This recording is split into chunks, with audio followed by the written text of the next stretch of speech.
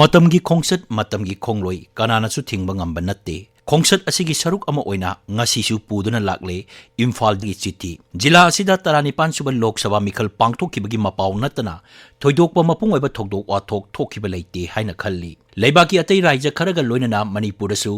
Lok Sabha mikhalgi vote tha asigi 18 da thadanaki Inner Manipur Parliamentary seat amagi mikhal asigidamak Vidhan Sabha Kendra 32 makta vote thadanaki Numit adugi ayuk pung taretigi nungtil pung mari phawba vote thadana kiba aduda polling session khara da pamdaba thokdok thokpadagi election commission na amuk anna vote thada hanaba warep lauki election commission na Imphal East jilagi kendra ahumgi polling session taret amasung Imphal West jilagi kendra anigi polling session marida thasigi kunithoi da amuk anna vote thada hanki tang 18 da inner parliamentary constituency gi vote thadabagi chang chada 59.3 mari ama oiki Tang kunithoi da amuk anna polling session 18 da vote thada hanbadana sada marfu mathoi dasmik taruki sang da vote thadana ki Lok Sabha mikhal asigi damak sarkar pairiba BJP na star campaigner kaya marungi ming laukthokrabasu Griha Mantri Amit Shah natana kendra gi luchingba amatta lakide Manipura hojik thokliba irang asina maram oiraga handaki mikhal asi mahoksagum iman manakide haiba yai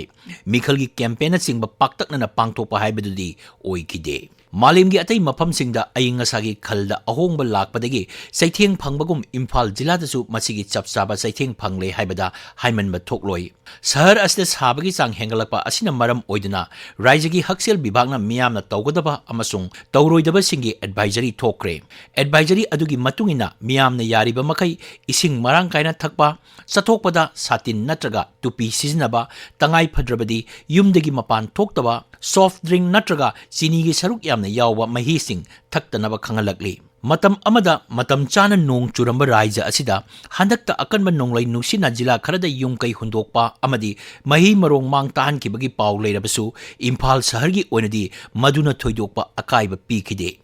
Malim Pidribi asibu kandaba yade haibagi pandamda haukiba ningtokaba numita World Art Day gi thoram pangthoknaki Raijigi Directorate of Environment and Climate Change tagi phangba paw matung ina haukiba sahi tara asida Manipura sabagi chang Celsius degree 2.2 gi chang da hengatle hari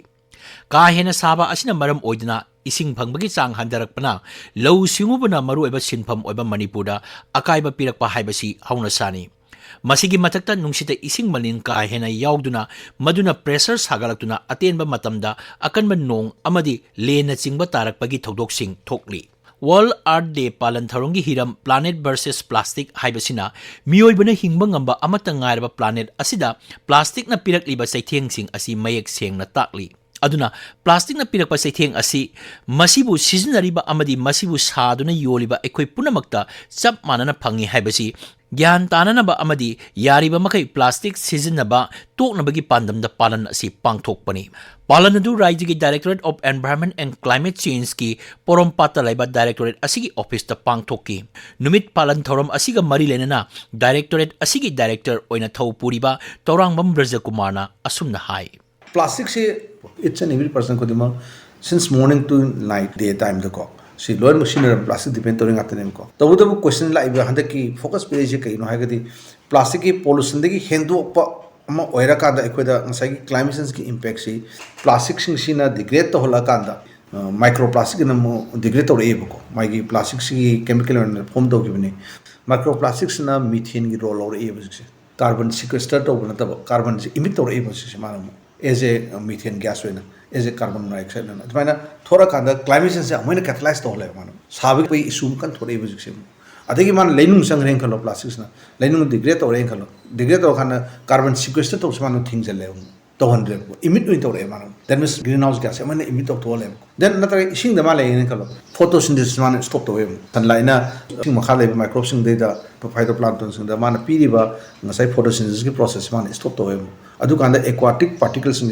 mang horebo surface to subsurface to atmosphere to plastics na degrade to kana microplastic thoro kanda sometimes airborne dioxide airborne dioxide ki acho issues hoye ko health effect kinatna